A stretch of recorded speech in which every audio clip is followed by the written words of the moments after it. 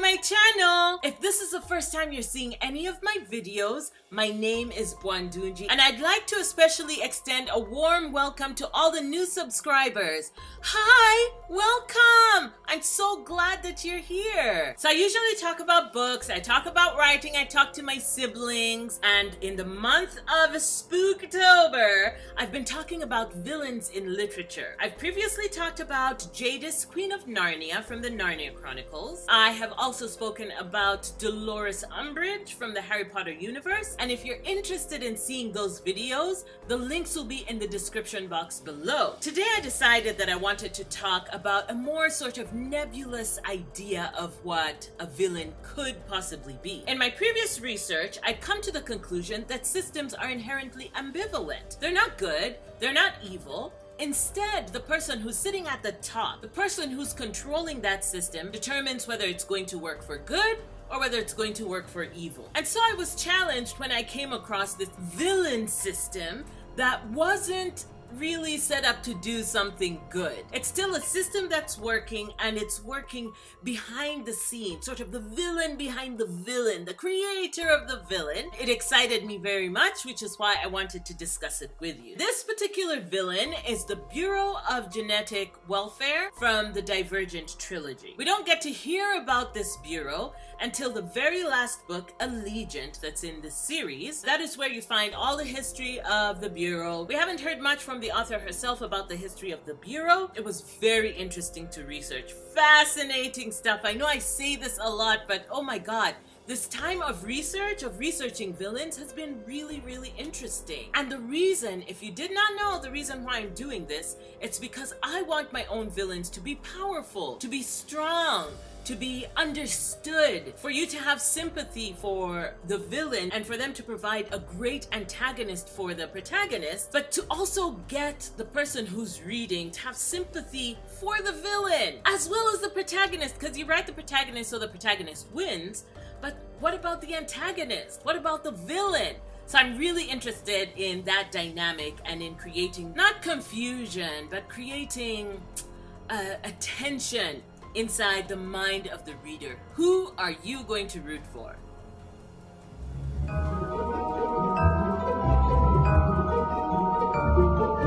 The story of Divergent takes place at some point in the future. We're not sure how far in the future it is. Some people in the fandom have speculated that it's 2300 or 2500. David, who's at the head of the bureau, is talking to the main character and telling her the history of the bureau. And he says a few centuries ago, the government of the United States wanted to enforce good behavior and decided to edit out certain genes from the human genome. They were specifically looking for genes for murder, for low intelligence, for dishonesty, and for cowardice. And because they understood that the human genome was not the only thing that dictated how a person behaved, what they did was select people from the general population by selecting people with certain backgrounds and certain behaviors and telling them, would you love to gift your future generations with pure genes, with genes for good behavior and not bad behavior? Would you like to do that? And of course they were like, hell yeah, let's do it. So they had their genes edited, and something went very, very wrong indeed. The experiment ended up creating two classes of human beings: people who were genetically pure and people who were considered to be genetically damaged. The genetically damaged people were very upset, and I'm sure it wasn't because they were being called genetically damaged. And so they ended up fighting what was called a purity war, and the purity war killed half of the population of the United States. So people came back to the government and they were like, dude, you did this?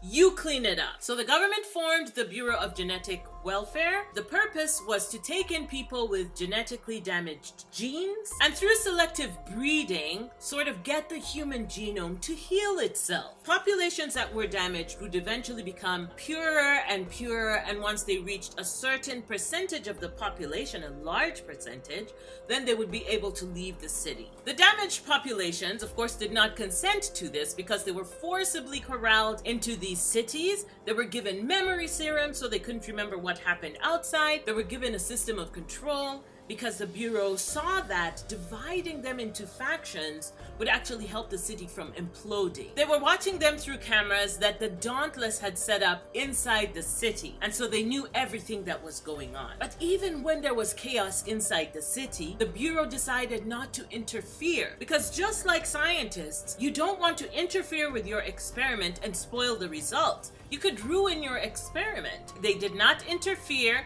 until they found out that somebody was about to rat them out. Somebody in the abnegation faction had found out that there was this whole other machine that was running the cities, that what they believed that they had set up, they actually hadn't set up. They actually encouraged the erudite faction to commit genocide against the abnegation faction. So at the end of it all, things implode even within the Bureau once the main character finds out what it is really for and what it's planning to do with the cities. So along with her friends and some other people that they convince, they bring down the machinery that is running her city, that is running Chicago. But remember, there are a bunch of other cities and other places. We do not know the ultimate fate of the Bureau of Genetic Welfare. I'm sure somebody still has to run the other cities, and I'm not quite sure that the friends of the main character are up to it, because in the book she dies. In the movies, she doesn't die, but in the book, she dies, and we do not know what they are going to do about the Bureau, whether they will be able to fix things for other cities. And we also don't know what their ultimate goal is, to just release people and still have people with damaged genes in their society. We don't know the fate of the Bureau. We don't know the fate of the country. We just know that for this particular city, for Chicago, the people have been given information in the hope that they will be free.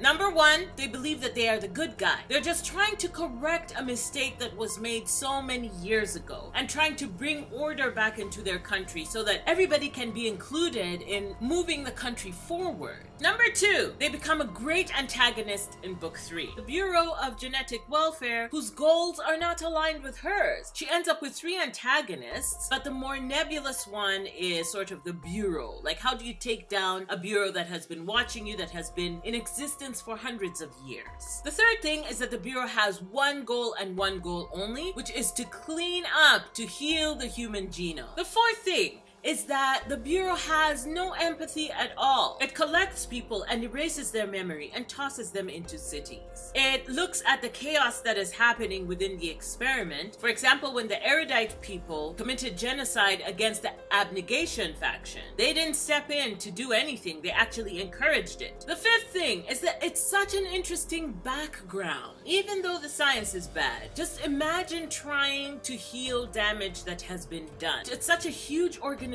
of diabolical sort of intentions, because that is not what you do with human beings. They will always fight against you. The sixth thing that makes them a good villain is that they are determined to make these experiments work at any cost, and that makes them a great villain.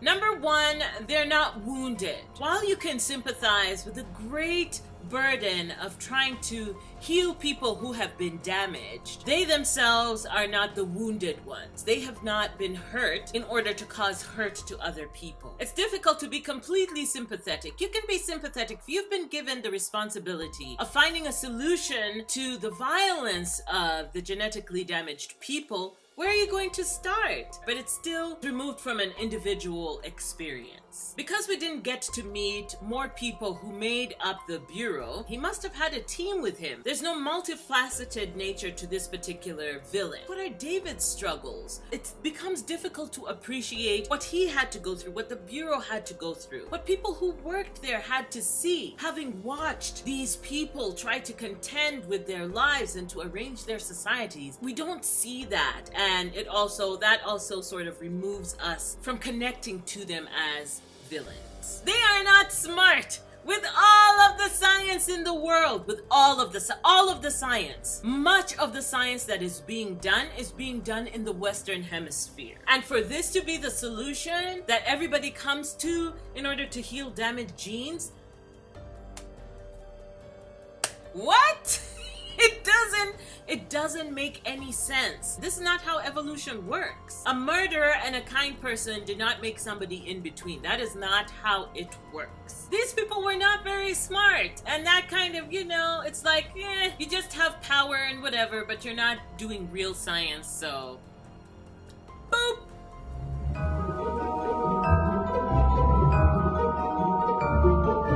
The first lesson that I learned is that one particular method to achieve a goal makes a villain a weak villain. If the method to that goal is disrupted, then the villain fails, because all that the protagonist has to do is to attack that particular method. If the villain is too easy to take down because they have only one method, then that becomes a problem. The second lesson is get the science right. In the story, Triss becomes the culmination of all that the Bureau has been trying to do, because she is the solution.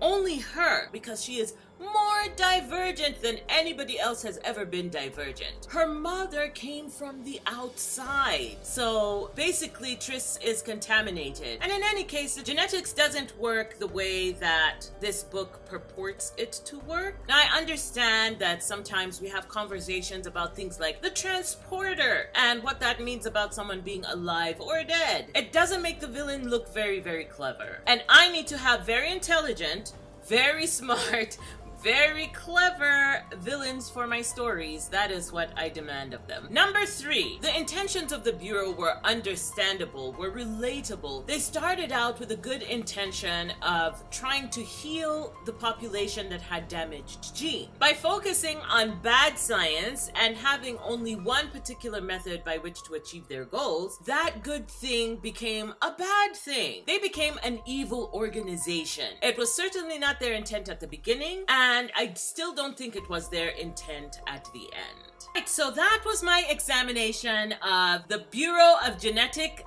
Welfare. I keep saying the Bureau of Genetic Diversity, and I cannot tell you why. I cannot tell you why my brain insists on going there. Instead, it is the Bureau of Genetic Welfare. This is my examination of it. And again, my arguments for that being a villain is because David could not have been at the helm for the past 175 years unless they have life extension technology, but there's no evidence of that. Tell me what you think. Tell me what you think about having systems or governments or stuff like that as villains, as opposed to like the person who's at the top. I mean, it happens in real life when things are happening and people at the top see that they have an advantage in this particular system and they work it for their own means. But that itself, it is broken. It is bad. It is a villain. So what do you think of that? Do you think that would work well in a story that doesn't have anything to do with a character who's at the top? Let me know what your thoughts are in the comments below. Let me know if you enjoyed the Divergent series. And thank you so much for being with me through the month of October, through the month of villains. And November is just around the corner. NaNoWriMo, guys.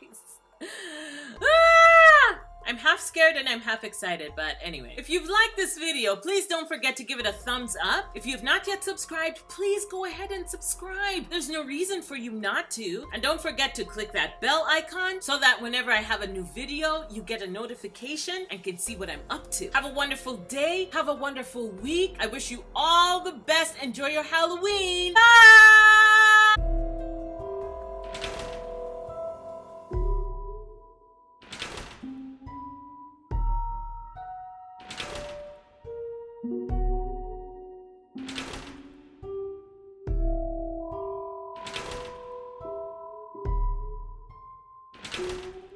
Come Maria.